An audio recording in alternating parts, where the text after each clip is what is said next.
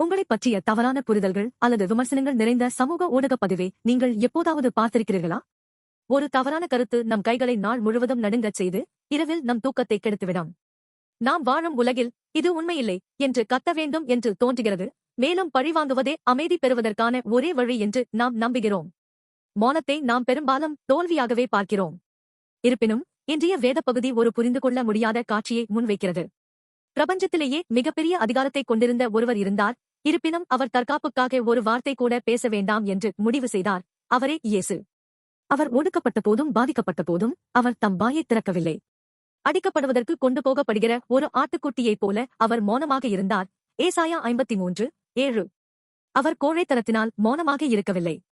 வாயைத் திறக்கவில்லை என்ற சொற்றொடர் அகேதா என்ற எபிரேய வார்த்தையுடன் தொடர்புடையது. இதற்கு கட்டுதல் என்று பொருள். இது ஆபிரகாம் தன் மகன் ஈசாக்கை பலிபீடத்தில் கட்டிய செயலை குறிக்கிறது. இயேசுவுக்கு எதிர்க்கும் சக்தி நிச்சயமாக இருந்தது. தம்மைப் பற்றி குற்றம் சாட்டுபவர்களை அழிக்க அவர் பரலோக சேனைகளை அழைத்திருக்க முடியும். இருப்பினும் அவர் தம் வாயை கட்டிக்கொள்ள தேர்ந்தெடுத்தார். ஏன்? அந்த கம்பீரமான மௌனத்திற்குள் ஒரே ஒரு உத்திதான் மறைந்திருந்தது: நம்மை இரட்சிப்பது. அவர் தமது குற்றமற்ற நிலையை அறிவித்த அந்த கணமே பாவிகளாகிய நாம் மரணத்தை சந்திக்க நேரிட்டிருக்கும்.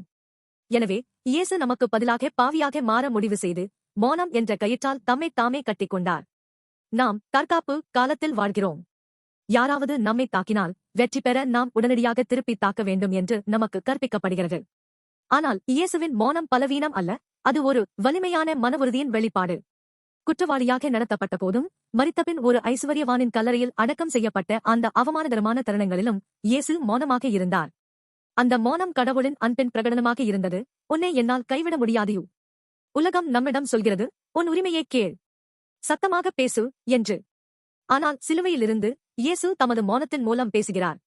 உங்கள் பாவங்களின் பதிவு முற்றிலும் அழிக்கப்பட வேண்டுமானால் நான் மௌனமாக இருக்க வேண்டும். நீங்கள் தற்போது ஒரு அநீதியான சூழ்நிலையை எதிர்கொள்கிறீர்களா?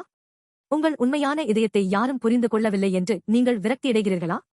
அந்த தருணங்களில் அடிக்கப்படும் ஆட்டுக்குட்டியைப் போல மௌனமாக இருந்த இயேசுவை பாருங்கள்.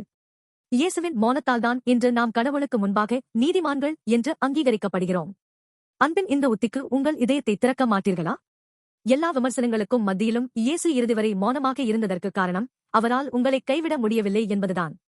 இந்த உன்னதமான அன்பு இன்று உங்கள் காயப்பட்ட இதயத்தை தொட்டு உங்களை புதிய வாழ்க்கைக்கு வழிநடத்த வேண்டும் என்று நான் மனதார விரும்புகிறேன்.